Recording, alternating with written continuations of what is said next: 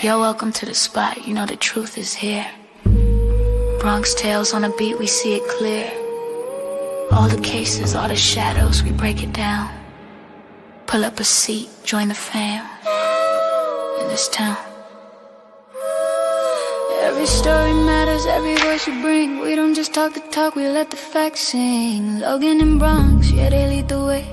Shining light in the dark every single day. Yeah. Curiosity welcome, questions never wrong.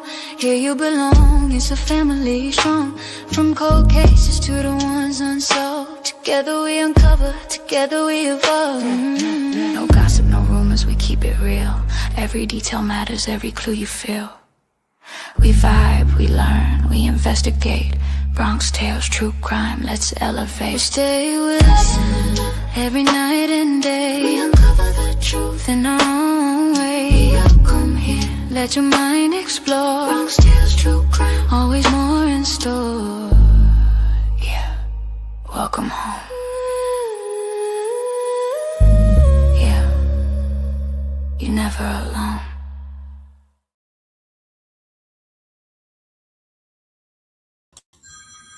Hello, happy Monday, Tuesday. How was everybody's weekend? I hope everybody got a 3-day weekend. I got a 3-day weekend, but had some stuff to take care of. If you can hear me okay, put a 1 in the chat. It is so good to see everybody today. All righty. I'm going to go ahead and get started because we have a few things to go over, and I'm not sure how long they will take. Audio is good. Hey, Nibbles. Monday, Tuesday. 3-day weekend, I wish. Mikey, you didn't get a 3-day weekend? Aw, sucks to be you. Just kidding. I wish you did. Hey, Jolie. Hey, DKM. How are you guys? All right, perfect. Audio is good. Wonderful. Okay.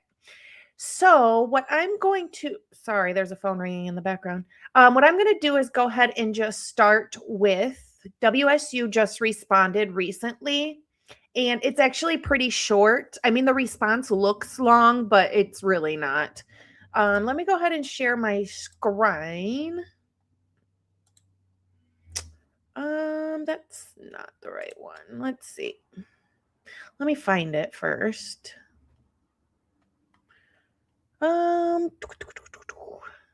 It might be this one. Let me see. Let me find it first. I have 2 of them up. I just want to make sure I put the right one up. There we go. Okay. Let's try this.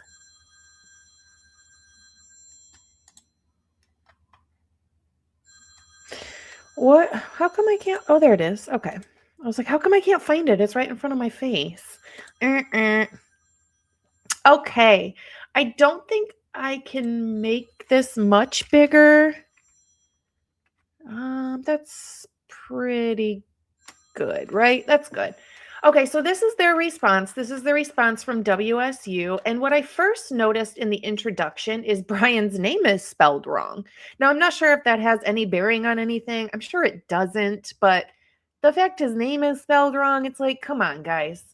So the first paragraph says, WSU admits that Bryan Kohberger unalived 4 University of Idaho students, except for that WSU denies each and every remaining allegation in paragraph 1. Paragraph 1 is,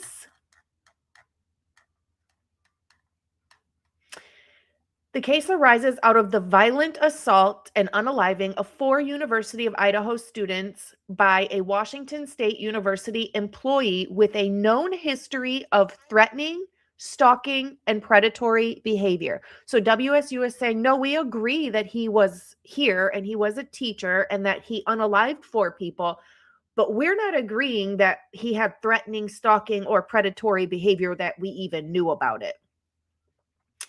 So we'll keep going.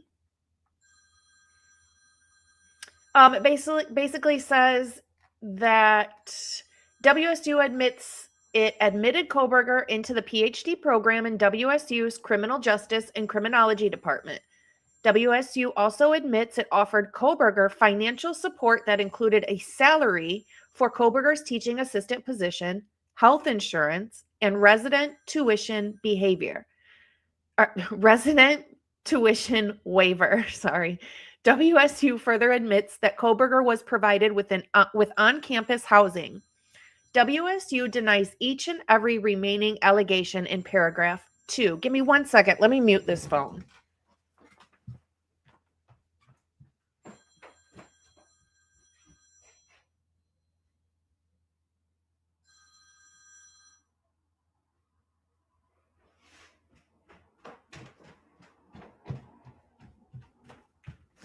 Okay, sorry about that. Okie dokie. So basically says he was a teaching assistant. He had a position there. He was provided with health insurance, and his tuition was waived by being a teacher's assistant there. He was also provided with on-campus housing.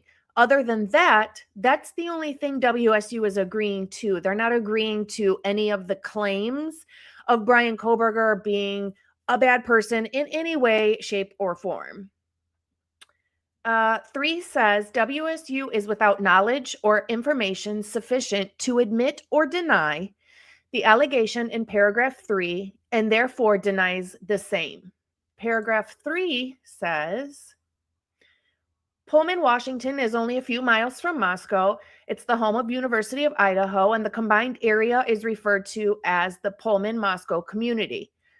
Almost immediately upon his arrival to the community, Kohberger developed a reputation for discriminatory, harassing, stalking behavior, instilling substantial fear among young female students and fellow WSU employees, necessitating regular security escorts for multiple females.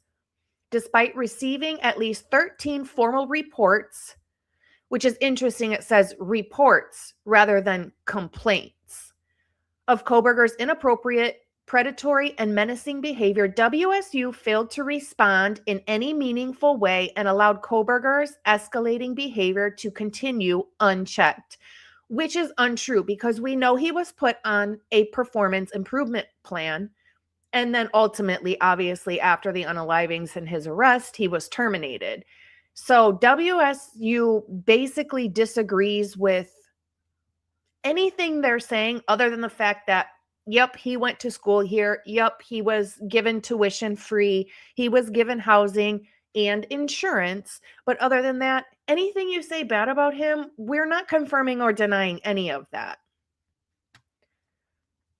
And literally, well, I guess we have number 4. WSU admits on November 13th, 2022, Kohberger unalived 4 University of Idaho students. But other than that, in paragraph 4, they deny everything else. So what I find interesting about this, not really interesting because I knew it would probably happen, but remember I said when they sued, what if WSU was like, oh, hell no, we are not going to pay $400 million. Let us prove Bryan Kohberger didn't even do this. Well, as we see here now, they've now stated in 2 different paragraphs that they admit that Bryan Kohberger did commit the unalivings. But other than that, it had nothing to do with them and his work. And they aren't the ones who should be sued for this, is basically what they're saying. And literally in every other paragraph, it says the same stuff. WSU is without knowledge or information to admit or deny the allegations in any of the rest of the paragraphs. That's pretty much it. So they're basically just agreeing that, yep, Bryan Kohberger went to school here. We gave him the, things that we gave him, like insurance and housing, free tuition. Other than that, we don't say yes or no to anything. And we do admit that he was the person that unalived the 4 students. But other than that, we have nothing to do with it. That's it. That's the response. I did get a Pacer account, so I'm able to follow all of this stuff, all of the actual things they put out, like the complaint I have and all the paperwork, all the filings for WSU. I now have access to all of them. So I will be following that because I do find it informative. And I'm curious what else will come out during this lawsuit. I'm very curious about that because, a lot of times, especially in this case, if we read between the lines, it tells us little tidbits about things. So that is that. Now, I'll just read this real quick, and it's just in layman's terms what it's saying, which I think I pretty much described pretty good in layman's terms just now. But it's basically saying WSU says it did nothing wrong, that they did nothing wrong. They strongly deny that any of their actions or inactions caused or contributed to the unalivings. Most allegations are simply denied. Where the lawsuit lists specific claims, WSU's filing either says, we don't admit that, or we deny it entirely. They dispute foreseeability, basically saying, we don't have a crystal ball, we're not psychic, we are disputing the fact that you think we should have been psychic, and that Bryan Kohberger would go ahead and commit these crimes. And WSU wants the lawsuit completely thrown out, and then wants the families to reimburse WSU for having to pay attorney's fees, filing costs, court costs, all that, which is kind of funny. And that's basically it. They're not admitting fault or negligence in any way, which I don't think they should. I mean, I get the point of it, but you could say the same thing about Idaho State University and say, well, they failed to protect their own students, right? I don't understand. It could go that way as well. So, all right, let me share this screen. Does anybody have any thoughts or anything to say on the WSU lawsuit? I feel like it's kind of black and white right now. There's nothing to read in between the lines of or anything. So it is kind of what it is for right now. Just curious what's going to come out in the future. I'm going to share this screen. So the other day, Pav put out a video. No, I'm not sharing his video, but just want to share a screenshot of one of his pages. Here it is. So this is... Now, if you guys saw his video, which I'm pretty sure most of you did, he was explaining how he, in the future, is going to explain what took place in Ethan and Xana'S room. And I noticed his numbering on this page, and I'm not disagreeing with it, but I just kind of want to say what I think happened. So after I explain this page, I'm going to go ahead and show you guys the pictures and explain what I think happened. He's saying here is where it started, that she basically, Xana, opened the door and was struck right here, and then moved backwards to number 2, like kind of backed up to the side. And she was struck right there, still standing, and then moved over to number 3, which is back over by, in between the bed and that little nightstand that was kind of shoved over at an angle, and then moved closer down over here, kind of behind the door, in between the bed and the door, the bottom, like the foot of the bed, and then ended up over here where 5 is, by the mirror and, the closet and all of that. Hi, buddy. That's what he thinks. So I just wanted to give you guys that visual so then I can start explaining really what I think happened. So, let me add these back to the screen. All right, let me get rid of this page, and then I'll go ahead and show you guys what I think happened. All right, let's share this screen. Add it to the stage. All right, so here we have the entrance to Xana'S room. I do think that she opened this door, and that's when they started to become attacked. Then I also think She moved back to where his number 2 was, which is, I think she backed up right here. It would be to her left-hand side, but I think she was kind of backing up like, whoa, whoa, whoa, like what is going on type of thing. And she kind of got herself trapped over here. Now, the difference that I think, well, I don't know if it's a difference, but what I think is when this happened, 2 people came in there. There were 2 perpetrators at that time. So I believe one of them stayed with Xana and one of them went over to Ethan. And what I was questioning is, I believe Ethan was sleeping. My question is, did Ethan have undiagnosed ADHD, in which all of the amphetamines he took would actually make him tired and make him go to sleep? Mixed with alcohol, it would have an even stronger effect.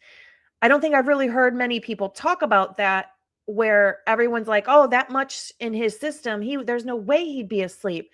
Well, if he was ADHD, just undiagnosed, then that medication would do exactly what it's supposed to do: calm you down, make you focus, and make him ultimately tired. I don't know, just a thought, because I think Ethan was asleep in the bed. And I think that one of the first hits on Ethan was an arterial hit, which would make him unconscious pretty quickly, have a lot of blood loss. And my other thought was, he could have been asleep, and when he got hit, kind of woke up and rolled over a little bit, only because the blood stain on him tells this story of where the blood stains are located on his body and where they're not. Like, there's a void in his elbow, so his arm was bent. There's a void in his armpit, so his arm was down and bent on one side. But he's got wounds to the opposite side of the outer part of his knee, which means he rolled over at one point, but then he would have ended up rolling back. And my question is, did he maybe try and play dead? So an attacker would think, oh, got him, we don't have to worry about him anymore. But really, he was just trying to play dead? I don't know. It's just a thought. I think we've all gone over scenarios in our head, like, what would I do if this happened to me? And I usually think I would try and play like dead or hurt really bad. So hopefully they would back off and leave me alone, knowing I'm down. Like, I'm not a threat, I'm down. It's just a thought. So I think that Xana backed up here where Pav's number 2 was. She went back right here. And then I think she continued to go back. Now, mind you, at this point, she would have been hit a couple times, but those first couple times, it's going to take a minute for the blood to, kind of, not a whole minute, but it's going to take a couple of seconds for those wounds to really start gushing blood and getting to the point where there's so much drippage and so much blood that it's falling to the floor now. So I believe those first couple seconds she was hit. And by the time she backed up to this white chair right here and got in this area is when it really started coming out. And the whole time she's continued to be hit. And I don't mean hit, you know what I mean, with a sharp force weapon. Now, what I believe is this whole time, the reason she backs up that way is because another person went over to Ethan's side. So of course she doesn't want to go in that direction if she can help it, right? So she ends up, or doesn't end up, but she gets back over in this area, right? And then she continues to move over. Like, she's just kind of moving as she's being attacked. So she goes over in this corner. Now she's moving over here. I'm sorry, she's over in this corner now. So this is where it starts, and she moves over here. And now she's down in this area, still being hit. She gets hit, I think, enough to where I don't think that's cast off on the wall. I think that is it came straight from a wound, is what I think. And I think she maybe tripped or fell in this area as she's being attacked. And that's her handprint trying to get back up. I mean, she's fighting, you guys. She is legit fighting as she's being attacked by this one perpetrator. But again, I think there's another one next to the bed taking care of Ethan. Horrible way to put it, but you know what I mean. Now, the reason I think this is because I think she ends up, then she comes over here, right? And she ends up over here by the bed in between, and she falls. This is where she starts to go down and is down to stay down. So she's over here, and the person is just going at her, attacking, because she's putting up such a fight. He's like, this girl is not, it's not going my way, right? But I think by this time, the person who's attacking Ethan, I think the person who's attacking Xana tells the person who's attacking Ethan, man, get out of my way. Like, I need to finish her, basically. She's putting up a hell of a fight, but you're in my way. 3 people can't be in this area. So I think the guy who attacks Ethan is done with Ethan and moves over to stand in the doorway. The reason I think there were different people attacking Ethan and Xana is because, do you see this void all along the edge of the bed? I think that's where the person was standing. And there's a void there because their feet were there and their feet were moving. So there's a void there. There's only a little bit maybe in between the feet from Xana's blood. But again, you have to remember, Xana wasn't unalived yet. She was still fighting. So by the time the guy who had attacked Ethan, and Ethan is now completely gone, he moves, the guy who is attacking Ethan goes to the front door, but the fight with Xana is still going on. So you do have a little bit of red fluid from Xana that starts to go on top of the voids where the man who was attacking Ethan, where his feet were. Or else there would be way more blood right there from Xana. And she fell, I believe, right over here because there was a person standing right here attacking Ethan. She couldn't really fall into that person. So she fell into the corner, and she's continuing to fight, continuing to try to stand up. She's slipping on the floor. And then I think ultimately she was dragged over to the area that she ended up in.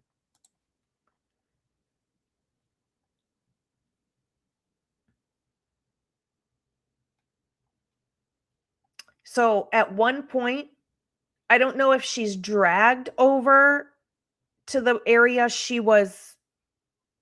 Let me take that back. I don't know if she was dragged over to the area that she was ultimately unalived at, her ending position, but I think she was pulled out of that corner to make it easier for the person attacking her. And then she ends up on her butt. You can see her butt imprint thing in the red fluid in the middle of the floor. But what I find interesting about that is these marks. This is a really strange, perfectly circle pattern. And that's very strange to me. I'm very curious what made this pattern.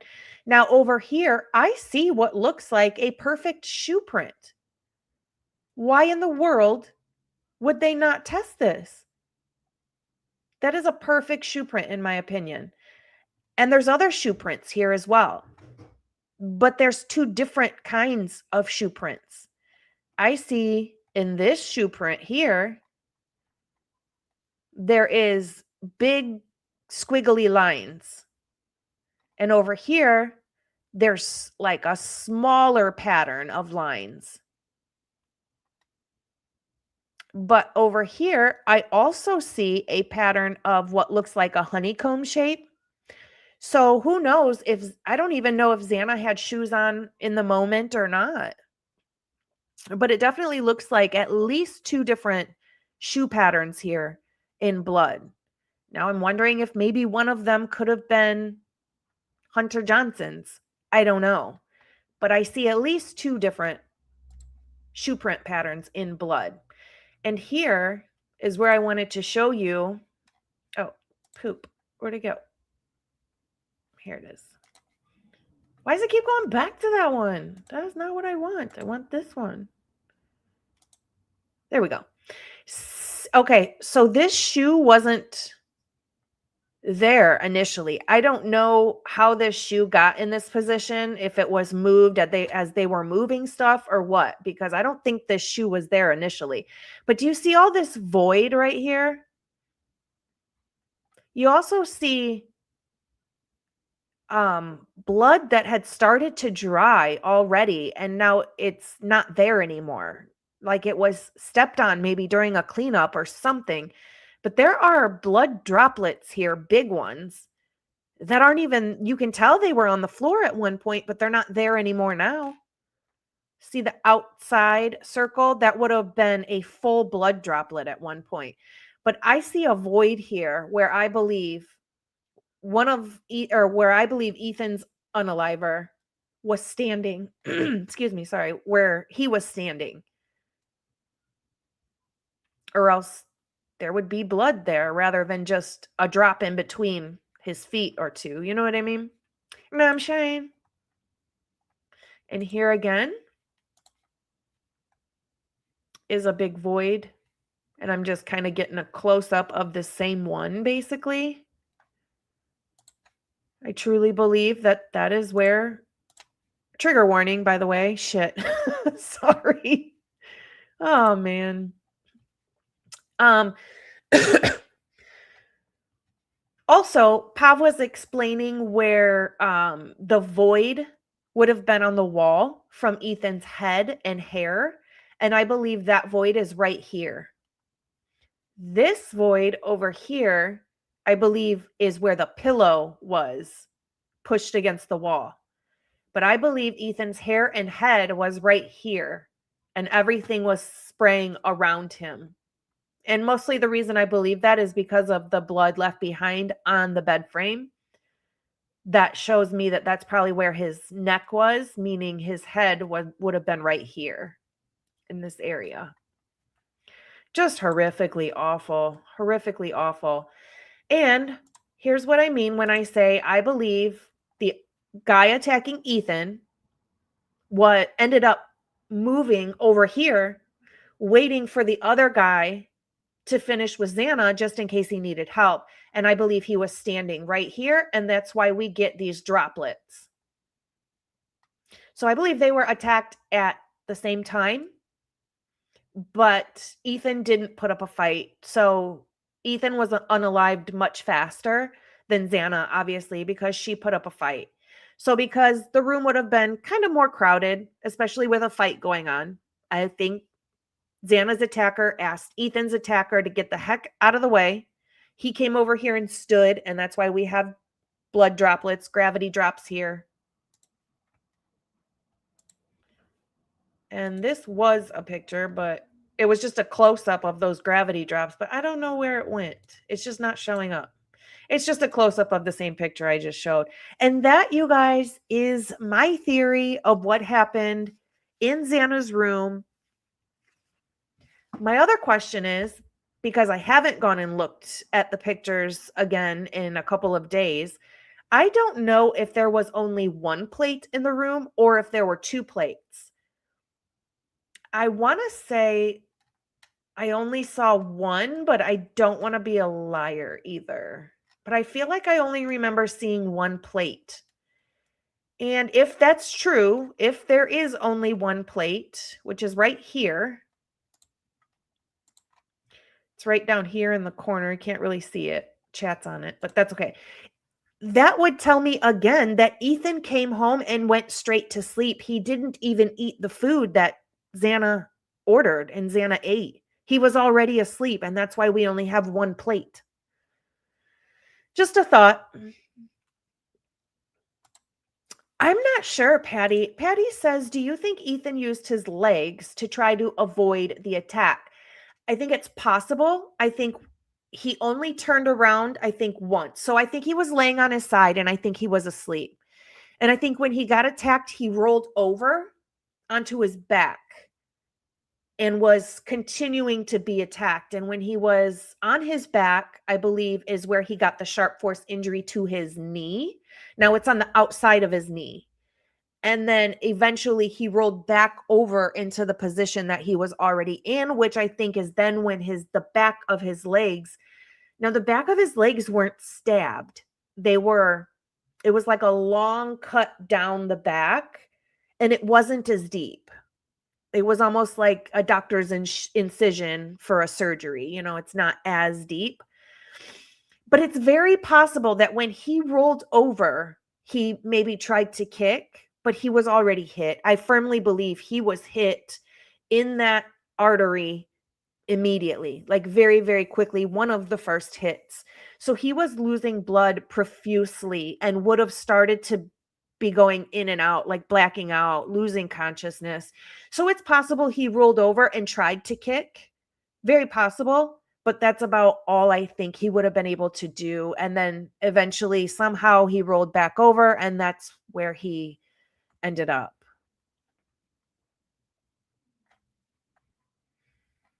Oh, thank you, Bianca. Bianca gifted 1 Turtle membership. Thank you, girl. I appreciate you so, so much. So Offset Guitar got it. Cool. Lucid says there's no way Ethan was asleep. He had high volumes of drugs in his system, and we heard him screaming that came from the camera. So, okay, I think it's possible that something could have been going on at 2:15, but because we don't know their whereabouts, I don't know if that's for sure Ethan and Xana. I don't know.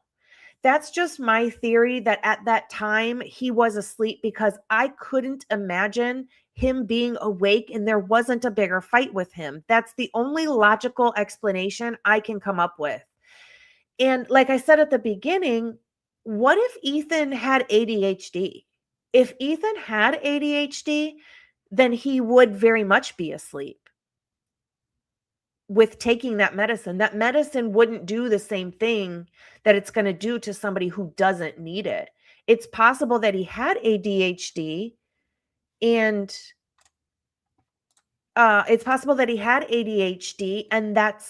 he actually needed that medication in his life, which would then make him be sleepy rather than awake, because he did have a lot in his system. So I'm wondering if he had a lot in his system because he kept taking it thinking that it was going to do what it does to Xana, but it didn't, because he actually had ADHD. It's just a theory. I'm just not sure how to think, because there's just no way, in my opinion, that Ethan wouldn't put up a huge fight.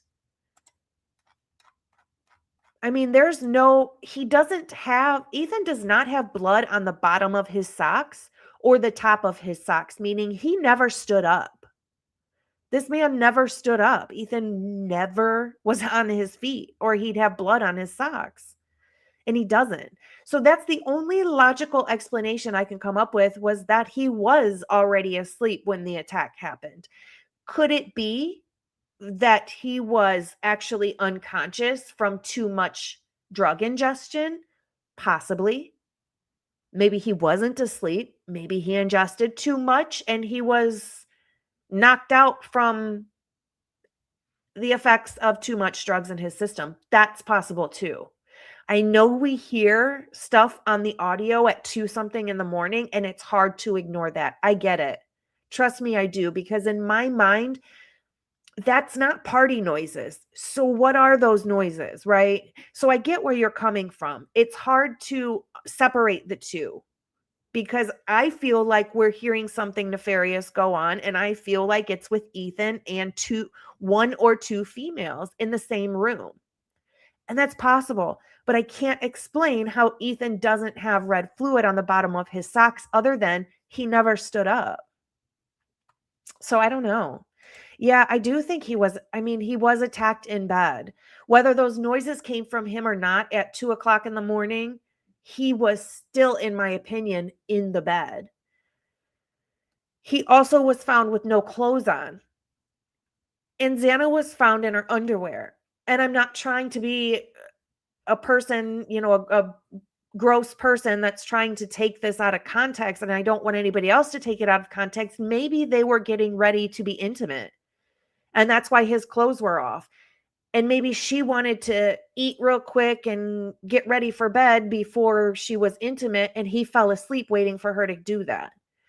I don't know, but it's possible that he was already asleep. And that's also why we only have one plate in the room, because he fell asleep before he could eat. I don't know. It's just my thoughts, my theories at this point. And that's not even me really digging into the details yet. That's just kind of a surface level explanation of what I think happened just specifically in that room. And that's just specifically in that room at the exact time of the attack. That doesn't mean there weren't people in that room before that. It just means as they were being attacked, that's what I think happened. And that's really it for that. So let us go ahead and go into the Rachel Rager interview. And I'm going to share my screen.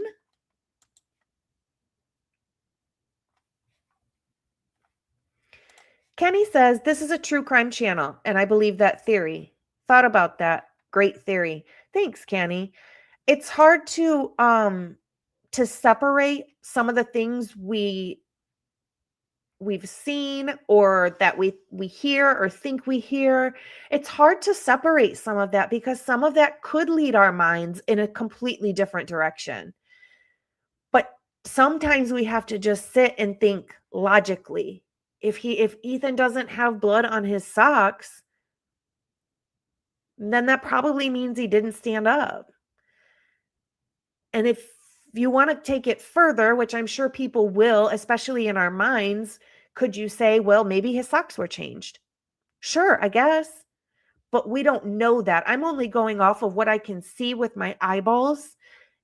And that's what tells me what I think, right? I can't really go off of anything else but what I absolutely see 100% as fact in the room, where the blood is, how high the blood is. And that's another thing. What really irritates me is in the Nancy Guthrie case, they brought in stuff to see how tall the suspect was, because you can measure how tall a person was and where the object was, how high it was in the room by the blood that's left behind. And what makes me so mad is they did it pretty quickly in the Guthrie case as far as investigating something. That's one of the first things they did was take their equipment in to see how tall the suspect was by the blood spatter. Why the hell didn't they do that in the Idaho case? There's a lot that they didn't do that they could have and should have, which is what makes them seem so corrupt and like they already had a planned narrative. That's a lot of the problem for me. They very well could have known exactly the height of the unaliver, which would have told them there was more than one. But they didn't do that. But they did in Nancy Guthrie's case really quickly. Pisses me off. All right. So this is a friend of Kaylee's, and this is Connor's channel. He recently posted this, and I don't want to miss anything in this case. Even if she doesn't really say anything of value, I want to make sure that we all hear it.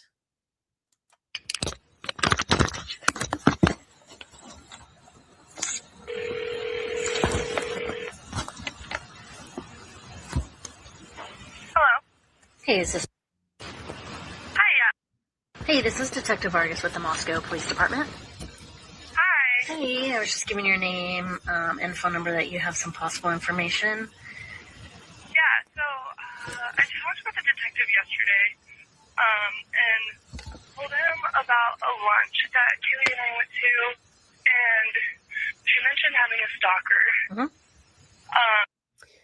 So right off the bat, that's interesting to me. So Kaylee did mention to her that she had a stalker. And let us be clear, it's not Bryan Kohberger.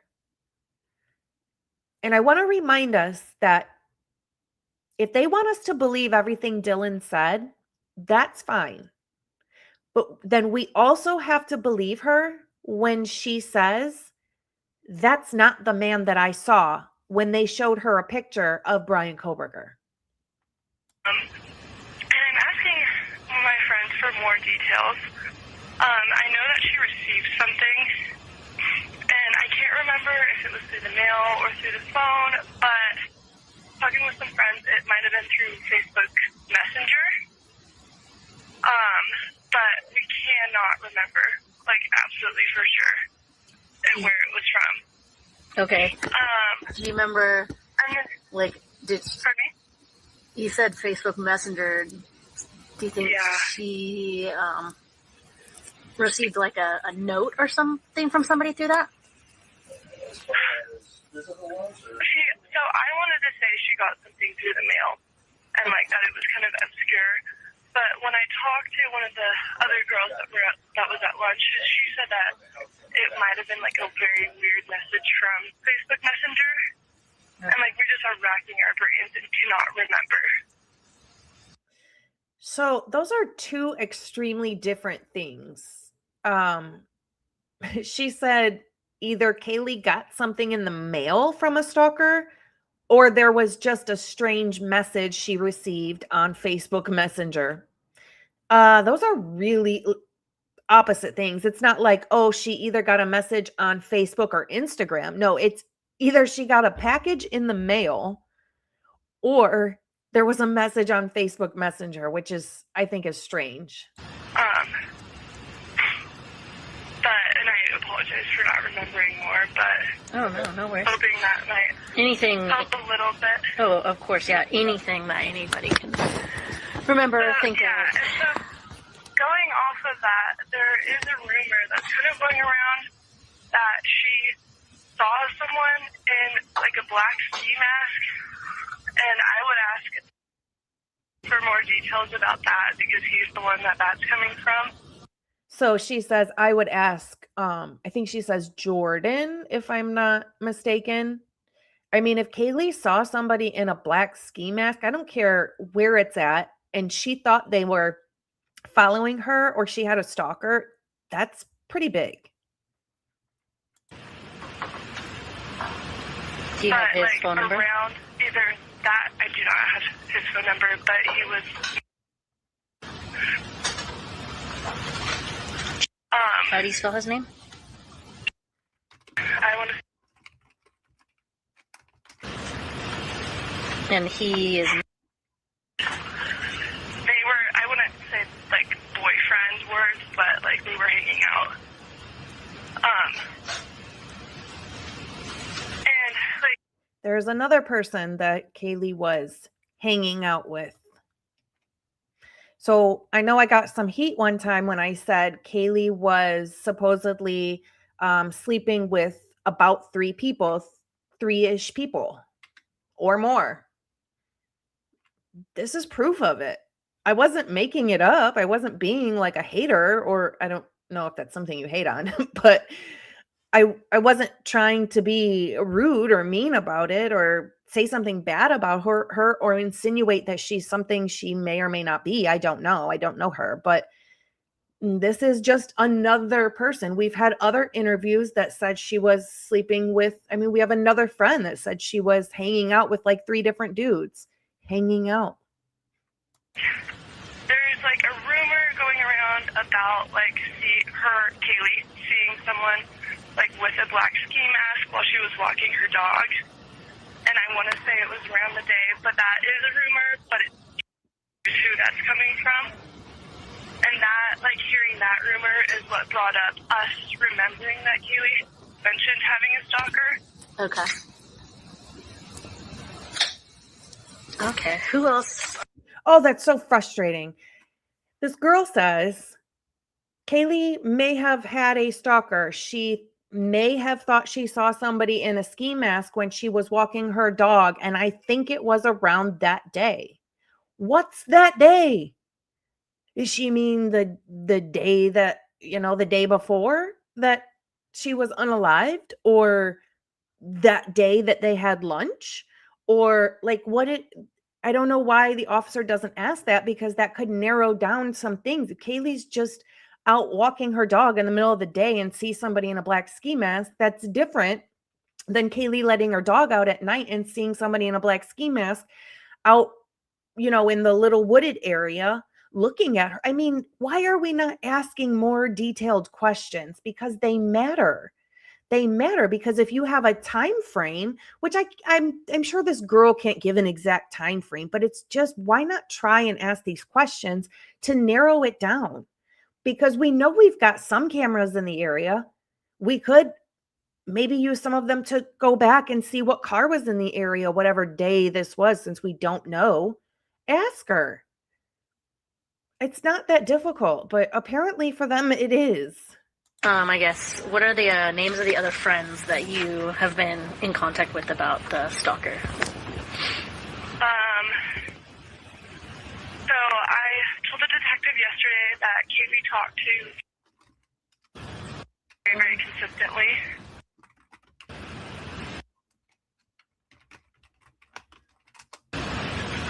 Okay. And she talked to very, very consistently. They had plans to live together outside of college. Okay. She was not at the lunch, though. Okay. But would probably know something about it if it was mentioned again.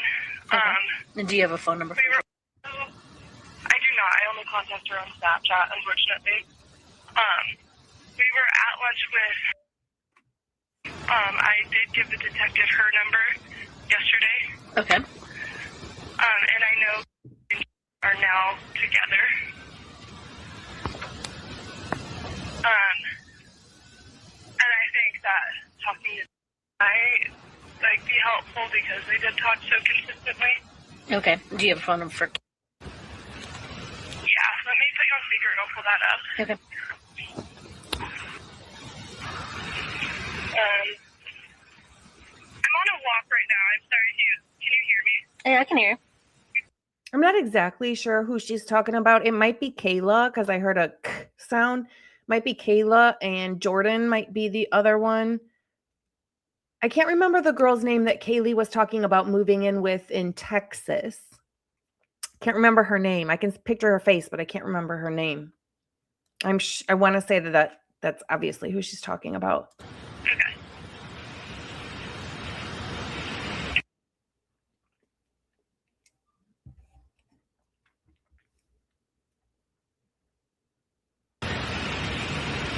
Okay.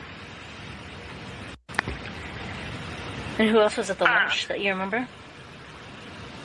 Well, she was at the lunch, and then that was the first time I met Kaylee. So. Okay. Do you have phone numbers for I do.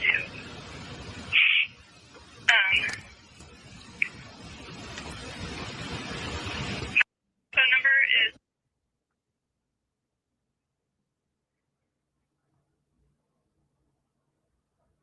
Okay.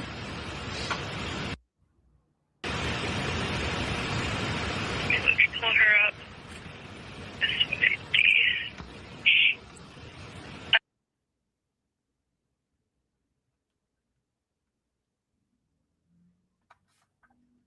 Okay. And then there was...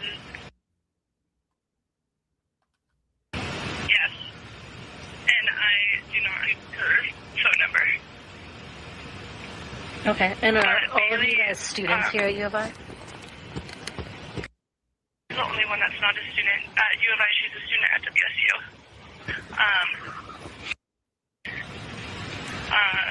Actually, Kaylee's the only current student, and I'm the only current student, and is the only current student.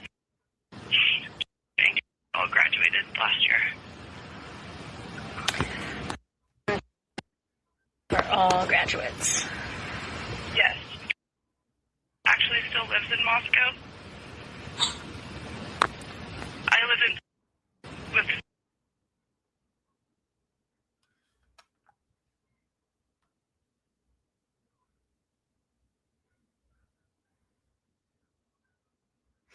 we're all in Kaylee's sorority. I am a little curious which one she's talking about that still lives in Moscow, because if it's somebody who was like really, really close with Kaylee or Maddie or Xana, I would think it might be weird to stay there. Unless, of course, you know who it is, maybe through rumor or through the grapevine or whatever, and you know they'd never come after you, so you're not scared of them. Okay. And you said is here. Does live here. She's flying back home today, though. So she is a student. Yes. And is a student. Is no longer a student, no. Okay, graduated. She left her last semester. Oh, okay. Yeah.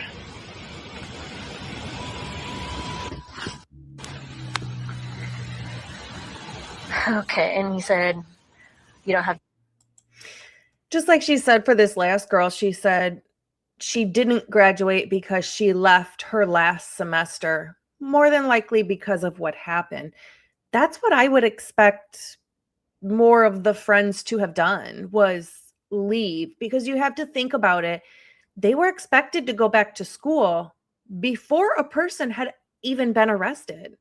So I'm a little bit surprised that most of them went back to school there rather than, what? There's a maniac on the loose that just unalived 4 people of my friends. I'm not going back there. Nobody's been arrested yet. But they all went back, it seems like. phone number, but I could get hold of that person through... Yes. And I don't have the number, but I'm sure Kaylee has her phone number, too. Okay. And I'll talk to Kaylee pretty regularly, though. And I hung out with Kaylee through, and so we weren't super close. And then that lunch was the very first time I met her, and then the last time she hung out with her. Okay, and so you've just been kind of talking to everyone who was at lunch and just trying to remember. Yeah, trying to remember any details that we can remember. Okay. I mean, all of them are pretty distraught, so they really cannot remember Yeah. anything, you know, and I know very, very, like, not to terms with anything yet. Yeah. I think so, I mean, that's also hard to remember anything. Right. And where do they live again? Lives in, and lives in, Okay.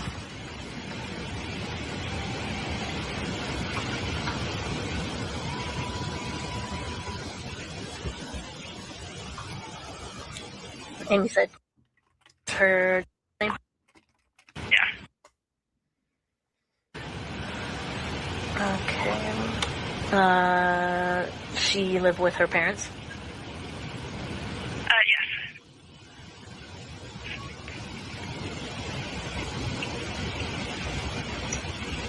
And do you know her parents' name? I do not. I cannot recall off the top of my head. I've never met them. Okay. Okay. Well, anything that you do think of, if anything else comes to mind, definitely contact me. Yeah. And let me know, and I'll try to reach out to these people and see if they remember anything in particular. Can you think of anybody, I guess, that you can think of that Kaylee had any issues with?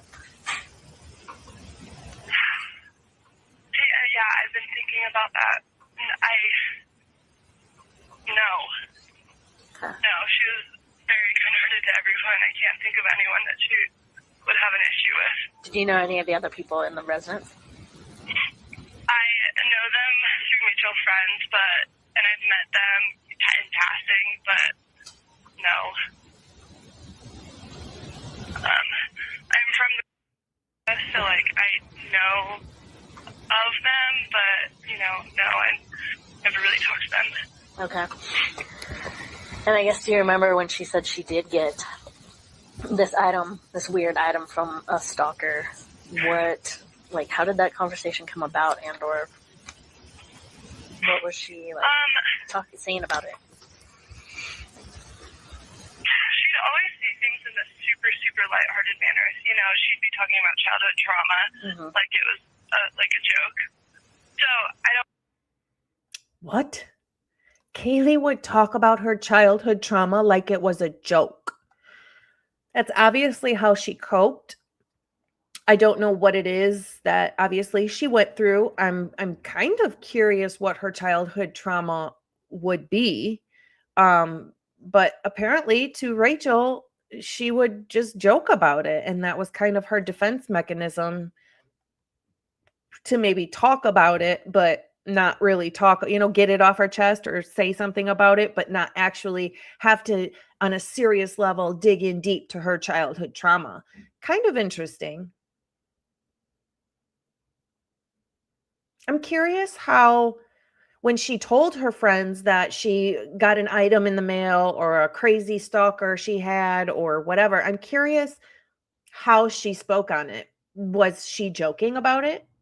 Not like joking like it didn't happen, but joking like, oh my gosh, I can't believe I have a stalker. Oh my God, this is crazy. What a loser. Or was she serious about it when she spoke on it? Did she joke about it like her childhood trauma? She mentioned it in a silly way? Or was she serious about it to where she was fearful? I don't think that we really, I don't think that's why we really asked so many details about it. I think the lunch was around September, I think it was on September 11th. So it was a month, 2 months ago.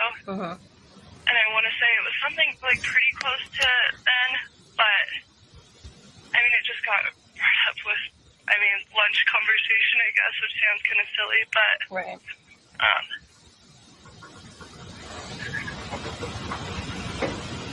Okay. All right. Well, I appreciate the information, and I'll reach out to them and see if I can find anything. Yeah, I would definitely talk to Julie because she would know more about Kaylee's life. Okay. All right. We'll give a call, and like I said, if you do think of anything else or remember anything else, give me a call. Okay. Yeah. Thank you. Yeah. You're welcome. Bye. Bye. All right. So I like this comment. It says, Aurora Rain says, it bothers me that not one person interviewed asks anything about the victims or what happened. And you're absolutely freaking right. And it bothers me as well that, that started from literally Dylan and Bethany. They're not really I think Dylan asks after 30, 45 minutes of the police being there. Bethany, her first thing is, can I still go home for Thanksgiving? Well, why? What did you do? What should you be in trouble for, ma'am? That's what I would have been asking. But yeah, you're right. And that's bothersome to me. I would definitely, not that everybody has to act like I act, you know what I mean? But wouldn't you, if that was your friend, wouldn't you be saying, especially 2 days after it happened, can you tell me what happened? Did she fight? Did she suffer? Was there anything I could have done? Those are the things I would have been asking, but none of them, they all seem perfectly fine. No trauma about it, not upset. And don't ask any questions about what happened or literally nothing. Just talking like they're ordering Panera for lunch or, it's so odd. The behavior is very strange. I don't know. I would say maybe it's their age. maybe it's the fact that it seems like a lot of times kids these days don't have the self-awareness or the wherewithal to be compassionate for one another. I feel like I see that a lot more often. Not that everybody's like that, but it just seems strange that it seems like all these people are like that. It's very odd. All right. So that is actually what I had for you guys today. But I want to share with you our Bronx's buddy of the day. This is Hopper. Oh, let me add it. This is Hopper. Bronx's buddy of the day is our cutie patootie Hopper. Just absolutely adorable. Thank you so much for sending this in. We love all of our fur babies. I don't know, Elizabeth, what her childhood trauma was. They didn't say what her trauma was, but I'm curious to know. I'm very curious to know what it would be. Because sometimes it might make a difference in what happened to somebody, right? You never know. You never know what could have happened to somebody in their past that came back to haunt them later in life. You just don't know. And I wish we had more things. Another thing I really wish we had was Dylan's cell phone records to see how many flights of stairs she went up that day or that night. I'm very curious about that.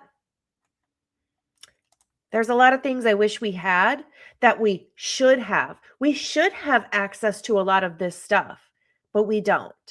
And that's what's scary about this case. So this is our Bronx's buddy of the day. This is Hopper. And that's what we have for you today. If you aren't busy, go ahead and join us later for Crimes After Dark. It starts at 8 p.m. Other than that, thank you to our mods. Thank you for being here. I hope everybody has a wonderful evening or morning, whatever it is in your time. Do something nice for yourself today. Be kind, but more importantly, be kind to your animals. Bye, guys. Thank you so, so much.